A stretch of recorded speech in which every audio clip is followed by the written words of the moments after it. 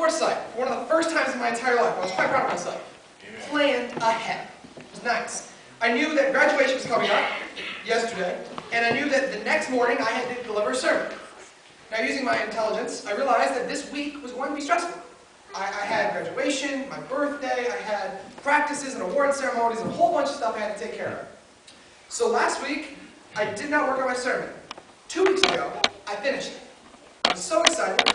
Yesterday at my grad party, I was sitting there stress-free. I already had my sermon taken care of, no worries. So I'm sitting there talking to some older ladies of my congregation back home.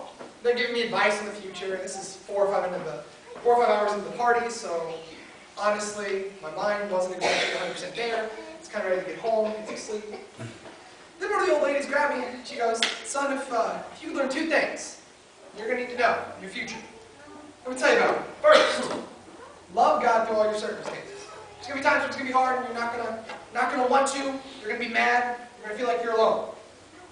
Love God. And second, do your own laundry. Keep clean of it, because you need clothes." And an idea struck me.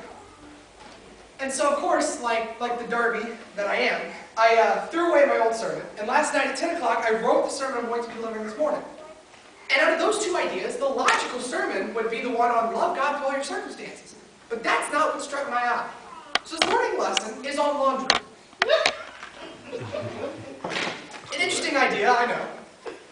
But laundry is a process in one word. When you say laundry, you're not only talking about the process of dirtying the clothes, of washing the clothes, of drying the clothes, and putting the clothes away. It's all encompassed in that one word of laundry. In so many ways, our Christian faith is that process. It's the process of sorting the clothes, of washing them, of drying it, and then using them.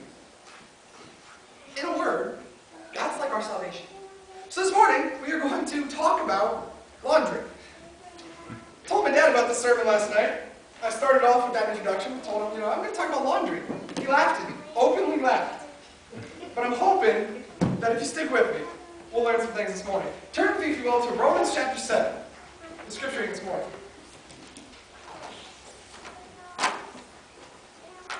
Romans chapter 7, 5 and 6. "For while we were living in the flesh, our sinful passions, aroused by the law, were at work within our members to bear fruit for death. But now we are released from the law, having died to that which had held us captive, so that we serve in the new way of the Spirit, and not in the old way of the written code."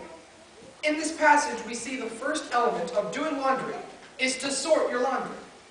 Finding out what's dirty and what's clean. Whenever you start a load of laundry, you're not going to throw clean clothes in the washer, because they're clean. You're going to throw dirty clothes. So the first thing you have to do is decipher what needs to be washed and what doesn't.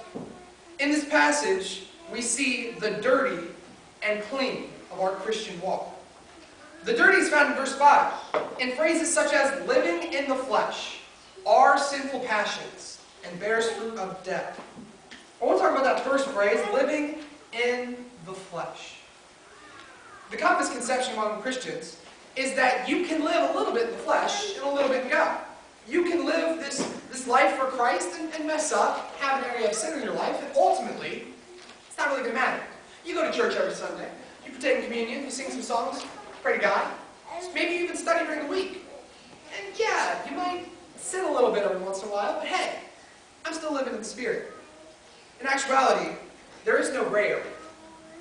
Jesus never says that you could be living in the Spirit, and you could be living in the middle, or you could be living in sin. He says you're living in sin, or you're living with me. In that understanding, in this passage, we see that we are either living for God 100%, or we are living for the flesh 100%. Not saying that we're going to be perfect, not saying that there's going to come a day when we never sin, because that day will never come. Even the great men of the Bible, Noah, Abraham, had times when they sinned. But they went to God. They got cleansed, they got redeemed, and they continued their service. Likewise, in our life, there's going to be times when we are going to fall short. We are going to give in to temptation, we are going to give in to the ways of the devil, and we are going to live of the flesh. However, we cannot stay there. We have to clean ourselves off, go to God, ask forgiveness, and then try to move forward with our lives. It's not enough to just go to God and be like, God, I sinned. I'm sorry. Please forgive me. And then continue living your life. It's a change. God, I have messed up in this area of my life. And then you have to strive to never mess up in that area of your life again. It's a hard thing to do. But if we want to live in the Spirit and not of the flesh, then we need to remove the elements of the flesh from our life. The second phrase in this Romans 7:5 passage is our sinful passions. Our sinful passion. Deep down inside of each and every one of us, there is something that gets us driven, that gives us purpose, that gives us reason. And inherently, these things aren't wrong. Truth confession right here, mine is power. I long for respect. I like to be in charge. I'm a leadership person. That's who I am. And then, by definition, that is not sinful. Maybe yours is you are driven by the pursuit of money. Maybe yours is you strive for respect, that you want to be looked up to, that you are pursuing any element of your life. And that's your focus. And inherently, these things aren't wrong. My pursuit of wanting to be in charge isn't wrong. Your pursuit of maybe greed isn't wrong. Well, your pursuit of money isn't wrong. But all of these things in your life that drive you have the potential to be sinful passions if they're not used correctly. See, one thing that's consistently used is Peter. Peter's a apostle that's consistently in front of people speaking. He had a problem. You see in the garden, Jesus getting taken away from him, what does he do? Pulls out his dagger, cuts the guy's ear off. That was wrong. He fell short. He had a tendency to be fiery, to be passionate, to not think through things very well. We see that consistently, time in and time out, throughout his life. However, it wasn't always a sinful passion.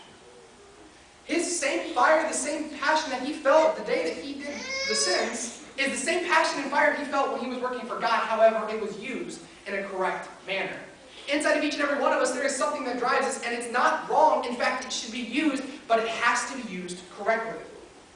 If you pursue money, if you strive to be richer and richer and richer, that is not wrong until you are greedy.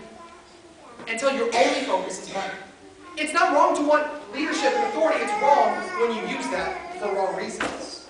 God gives each and every one of us a unique drive for a particular reason in His church, and we have to find what that is to avoid it, to make sure it's not a sinful passion. The third that comes from this little passage here, on the idea of sorting our laundry dirty and clean, is the idea of bearing fruit. We talk a lot about bearing fruit for God. And we often use that as a synonym for works, good works. If you're bearing fruit, it's a good day. It means you're serving God. It means your service is productive. However, we're always bearing fruit. And it's not always good. If you're living in the flesh, you're still bearing fruit. People are still looking at you. Your example is still being made. However, the example you're setting for others, the fruit you're bearing, is not of God. Jesus talks about this in a parable when he says, for those branches that are unproductive or bear bad fruit, what is he going to do? He's going to cut them down and throw them in the fire. We have to mind the fruit we are bearing for God. Are we bearing fruit that is going to make others see the passion and love of God? Or are we bearing fruit that's going to drive others away from God? We're always being productive, but we're not always being productive for God. Verse 6 shows the opposite. It shows the idea of the clean in our life. Living in the Spirit. I'm not going to really talk about that. It's the opposite of living in the flesh. Everything that you would be doing for the world, do for God. You'll be fine. However, the idea of now in the way of the Spirit, not in the old way of the written code, is an intriguing idea. We see in the Old Testament that you did a series of checklists. You had to do this festival on this day with this amount of food with these group of people, and you were fine. As long as you followed the checklist, you were in God's will. And in the New Testament, we're not that lucky. We don't have a checklist. Now, there's things we have to do. We have to take communion once a week. We have to be baptized. These things are important, and you have to do those things. However, Christianity is not a series of boxes that we can just check. Well, I prayed today. Well, I read my Bible. Well, I didn't do this or this or this, so I'm fine. However, it's a completely new system. It's based on what's in here. Your heart, your mind, your soul. What are you focused on in your